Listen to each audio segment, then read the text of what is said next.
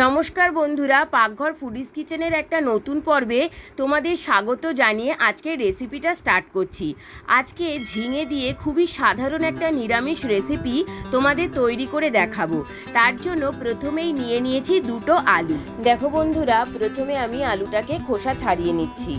আলুগুলোর খোসা ছাড়ানো হয়ে গেছে। এবার প্রথমে চাক চাক করে কেটে নিচ্ছি।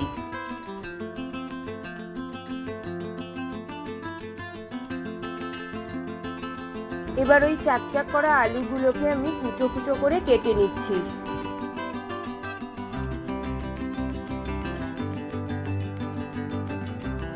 আলুগুলোকে কাটা হয়ে গেছে, এবার একটা বাটিতে তুলে নিচ্ছি। এবার কাটা আলুগুলোতে 1 মগ জল ঢেলে দিচ্ছি। এবার নিয়ে নিয়েছি 3টে বেশ লম্বা লম্বা সাইজের ঝিঙে। প্রথমে ঝিঙের মুখ দুটো ছাড়িয়ে নিয়ে খোসাটা ছাড়িয়ে নিচ্ছি।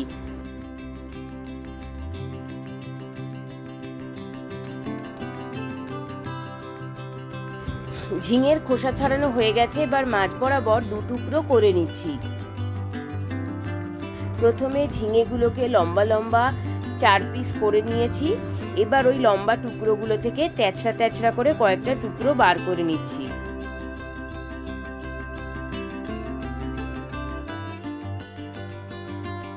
ঝিঙেটাকে পিস পিস করে কাটা হয়ে গেছে, এবার এই টুকরোগুলোকে বাটিতে তুলে নিচ্ছি।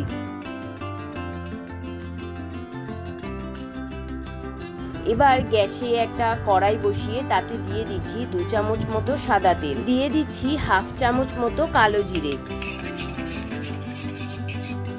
কালো জিরেটা হালকা ভেজে নিয়ে কেটে রাখা আলুগুলো তেলে দিয়ে দিচ্ছি।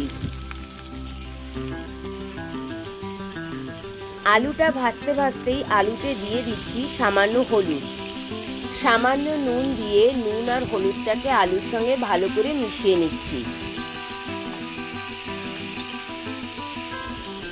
ভাজা আলুটাকে হালকা মাঝখান থেকে ভাগ করে নিয়ে দিয়ে দিচ্ছি 1 চামচ আদা বাটা। এতে আদার ফ্লেভারটা আলুতে খুব ভালোভাবে ঢুকে যাবে। আদাটাকে সামান্য ভাজা ভাজা করে নিয়ে আলুর সঙ্গে ভালো করে মিশিয়ে নিচ্ছি। এবার আলুর মধ্যে কেটে রাখা ঝিঙেগুলো দিয়ে দিয়েছি। এবার দিয়ে দিচ্ছি 4-5টা চিরা কাঁচা লঙ্কা। এই রান্নাটায় কিন্তু খুব বেশি ঝাল হয় না, তাই শুধুমাত্র চিরা কাঁচা লঙ্কাই ব্যবহার করছি। আলু আর ঝিঙেটা যাতে ভালোভাবে সেদ্ধ হয়ে যায় তাই ঢাকা দিয়ে দিচ্ছি। মোটামুটি 2 মিনিট মতো হয়ে গেছে। এবার ঢাকনাটা তুলে দেখে নেব আলু আর ঝিঙাটা কতটা সেদ্ধ হয়েছে। দিয়ে দিচ্ছি 1/2 চামচ হলুদ গুঁড়ো,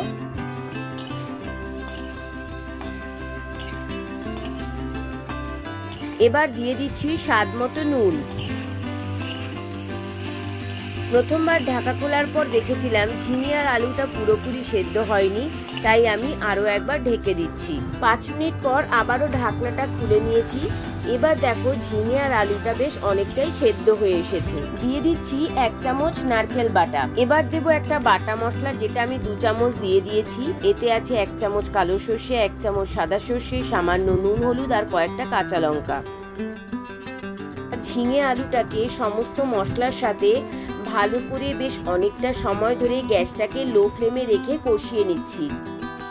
এবার দিয়ে দিচ্ছি 1 চামচ জিরে গুঁড়ো।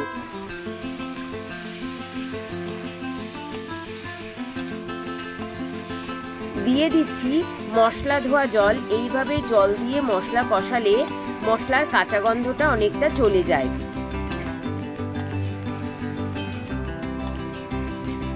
সবশেষে দিয়ে দিচ্ছি 1 চামচ চিনি।